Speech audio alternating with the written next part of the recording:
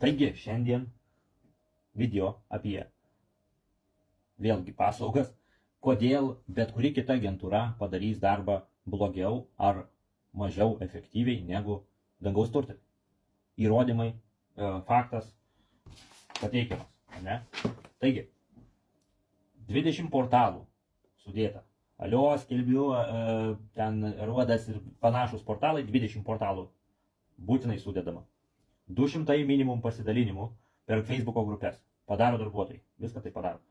Tada mokama Facebook reklama užsakoma. Taip pat. Laikraščiai. Vietiniai laikraščiai toj teritorijai užsakomi. Kur yra, kad paduodamas toks objektas, taip toliau ten ir ten. Laikraštinė reklama. Taip pat fizinė reklama. Čia viskas vienu kartu yra padaroma tam, kad sukurti didelį klientų srautą. Fizinė reklama tai yra skelbimai Maksimuose, visokiose parduotuvėse, lapai išklijuojami ir laiptinėse. Kiekvienoje laiptinėje lapai. Tai tokiu būdu bet kokia agentūra mums yra nekonkurentai. Visiškai, bet kuri agentūra, kuri ima 3% arba mažiau, jie realiai padaro darbo tiek, kiek žmogus pats įprastai padaro. Kiek savininkas pats reklamuodamas, norėdamas parduoti, jeigu jisai įsidės į vieną portalą, į laikraštį įdės dar kažkur, tai jisai padaro tą patį, ką agentūra, kuri ima 3% arba mažiau.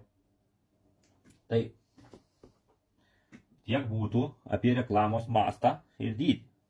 Aišku, mes esam dvigubai brangesni už tuos 3%. Tai atsiperka užtat. Jų neatsiperka, 3% mūsų atsiperka. Juos nebent samdo žmonės, kurie neturi laiko įleidinėti, pavyzdžiui.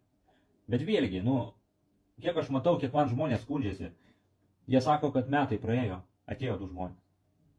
O sakau, ar kainą analizavote, rinkos vertę, kokie pardavimai šiuo metu vyko per tą pusmetį, kol pardavinėjote, kokie buvo kiti pardavimai įvykę aplinkui, po kiek, ar jums pateikė duomenys tokius, ar ne, nieko nepateikė, sako. Sakau, mes pateikėm, sakau, mes realiu laiku adaptuojam, reguliuojam kainą tam, kad žmonės eitų, kad pastoviai tą tiekime klientų palaikyti. Sako, ne, to niekas nedarė. Gerai, sakau, ar jums pateikė darbų ataskaitą, kur yra išreklamuota, kiek išreklamuota, taip toliau. Sako, ne, niekos nepateikė. Tai čia yra vienos žymiausių agentūrų, Lietuvoje, kiek žinau, tai žmonės, aš nevardinsiu, kaip vadinasi, bet žmonės skundžiasi. Ir man ne vienas žmogus skundėsi, jie ten turi daug objektų, ten gal keli šimtus objektų prisijėmė, kai kurių netgi matau ant sklypų uždėtos lentelės, ar ne, ir jos jau nublukė, net ant tiek metų jau stovi ta lentelė, matosi parduodama, kad nublukė net. Tai vienu žodžiu, daug ką pasako apie jų darbą. Jie kainos nereguliuoja, jie nedaro analizių, jie nieko. Įdėjo, už kiek žmogus prašė, nesvarbu, reali kaina, nereali, žmogui į akis nepasako jokios tiesos, tik tai sako gerai, vertas, parduok pirmus. Va tokie yra agentai ir su tokiais stengiatės neprasidėti, nes sugaištė tik tai laiką.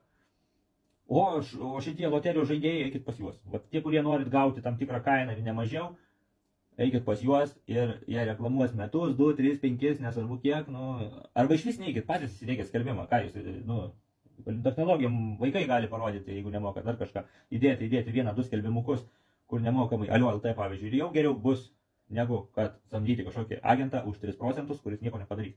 Jo. Tai toks yra aiškus skirtumas ir tie konkurentai, kabutėse, jie yra mums ne konkurentai. Todėl, kad tik tais žmonių gaila. Jie yra prigaunami reklamos, o čia ofisas koks gražus, o reklama graži.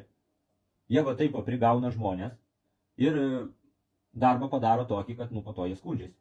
Aišku, gal ne visi, aš nekalbu su tais, kurie jau parsiduoda, gal sėkmingai papuola. Šansų gaudytai jie visą laiką gauna tų šansų. Jeigu jie pakankamai daug pasidaro sutarčių, tai jie vieną kitą pardavimą padaro, bet kad tai jau taip pat kiekvieną mėnesį po 5 parduotų arba daugiau, tai taip nelabai yra. Nes, su tokiu darbu ir stovi tie objektai. Aš pabandžiau jų metodiką. Kėdainiuose nuvariau per 2 dienas 8 sutartis. 2 iš jų, tarp kitko, net nespėjau, sukalbėjau viską, bet administratorius nuvažiavo, pasirašė. Tai vienu žodžiu, 8 sutartis per 2 dienas. Galima prisirašyti, va tiek sutarčių, kiekvieną dieną galima po 3, po 4 sutartis kepti, be nekokiom sąlygom. O sąlygos ten tokios buvo, gerai, kiek nori? 10 000, gerai. Mes uždėsim, bandysim gauti ten kokį 12, tu gausi 10, terminas toks, viskas mes dirbam. Va tokiom sąlygom, kaip ir tie darosi agentai, va čia vietiniai tokie visokie, kurie ten 2-3 procentus ima. Tai va tokiom va sąlygom pasidarėm. Stovite objektai. Net neskambina niekas, nei domisi, nei iš viso ten ta kaina turbūt dvigubai per aukšta visų. Ir žmonės kitaip nesutinka duoti pardavinėti kažkam, jeigu sakai, kad oi, čia gali būti kaina mažesnė. Tai va tokie va žmonės, nu, jie tegul ir eina pas tos agentus arba dedasi į portalus nemokamus ir tada laiko kiek jie nori, ten to laiko metus, 2, 3, 5, 10 metų, nesvarbu. Tai tiesiog supratau, kad negalima rašytis tokių sutarčių, susitarimų, tai yra nesąmonė, tai yra laiko švaistymas. Jie tai daro, mes sako, 20 metų dirbam. Kas iš to, kad tu dirbi 20 metų? Nu, kas iš to, jeigu rezultato nėra, jeigu žmonės skundžiasi, jeigu per metus ateina 2 žmonės ir žmogui nėra pateikiami svarbiausia dalykai, ataskaita darbų, kiek kur išreklamuota buvo ir nepateikimi skaičiai, kokie aplinkui, kokie vaikšto tokie panašus objektai. Kad žmogus galėtų orientuotis, kad jis galėtų reguliuoti, arba jeigu to ir nedarote, nu, reklamos, jeigu mažai yra, tai nepadarysit. Aišku, su daug reklamos yra daroma taip. Kaina manipuliuoji, reguliuoji kainą taip, kad pritraukti žmonės. Ir tada rinkti siūlymus. Nu, čia toks labiau gal truputį aukciono principas, bet vis tiek, jeigu nėra su kuo dėrėtis, tu neparduosi. Faktas, jūs patys tai žinot. Jūs tik tais, kadangi pasirašot sutartis, kurios yra skystos, kaip sakant, nu, palyginti su mūsų sutartimis, ar ne, tai dėl to jūs neturite jokios galios. Jūs pasakysit savininkui, pareguliuojam kainą, kad būtų su kuo dėrėtis, taip toliau. Sakys viskas, viso gero, aš nebenoriu jūsų paslaugų. Ir ką jūs tada padarysit? Nieko. Nes jūsų sutartis yra tokios, kad nelabai ką ir padarysi, ne? O kadangi pas mus yra rimti susitarimai, rimtos apsaugos prie sutarčio pasirašomi, priedai sutarties, vienas iš priedų yra čia. Ir jau žmogus apsigalvoja, apsigalvojimas čia parašyta, aiškiai priedė. Apsigalvojimas lygus įskaitimas su įmonė. Viskas.